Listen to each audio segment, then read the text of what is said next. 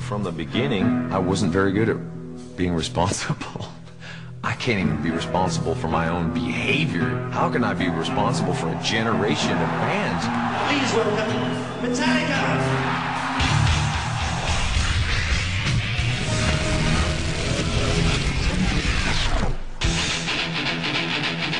We are Metallica. We're riding into town to rape and pillage and leave town. That's how we felt. We're 17, 18. We got stuff to say.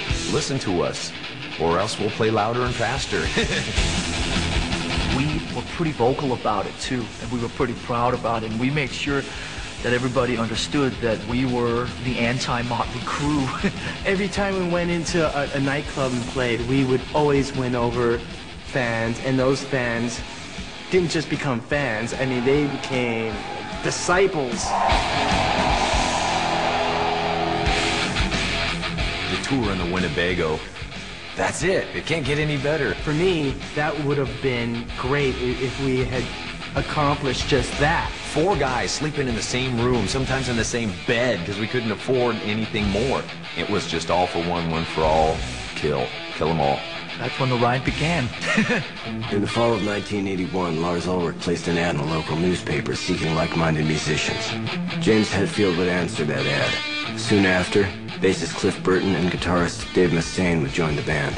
Mustaine would ultimately be replaced by Kirk Hammett. We went up to upstate New York. We began recording Kill 'Em All.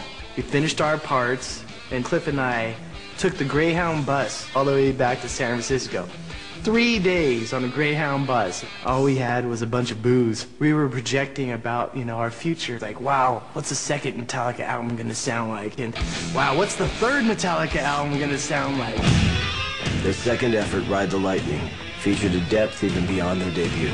I think Ride the Lightning, we matured a little bit. It needed dynamics. In order for it to be fast, it had to be next to something that wasn't fast. Fade to Black, that was probably the most personal or inside one of them all. It was the first song that the press and the mainstream kind of focused on. Yeah, it's fun to go out seek and destroy, but after that you're kind of stuck with some empty feelings, At that time, me and James spent a lot of time obsessing about death.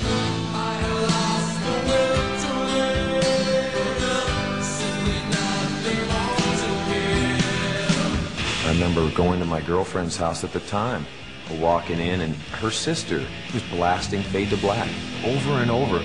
Wow, that means something to somebody.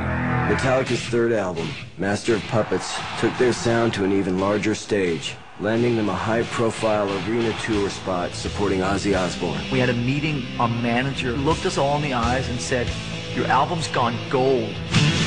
And you all have enough money that when you get back to San Francisco, you can all buy a house." But it was time to take the band to the next level.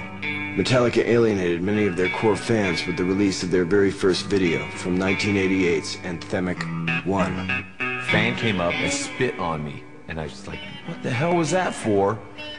You made a video, you sold out. You said you'd never make a video. It's like, whoa.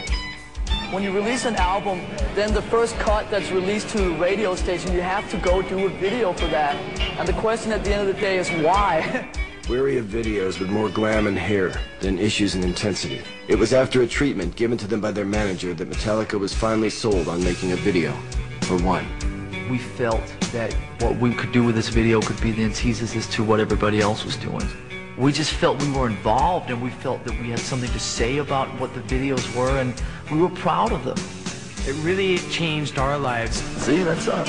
A lot more people on the street started recognizing us, but a lot of other people were kind of getting a little resentful that their favorite little band that they carry around in their back pocket got too big to fit in their back pocket. Metallica savored their first taste of fame, but with the masses coming their way,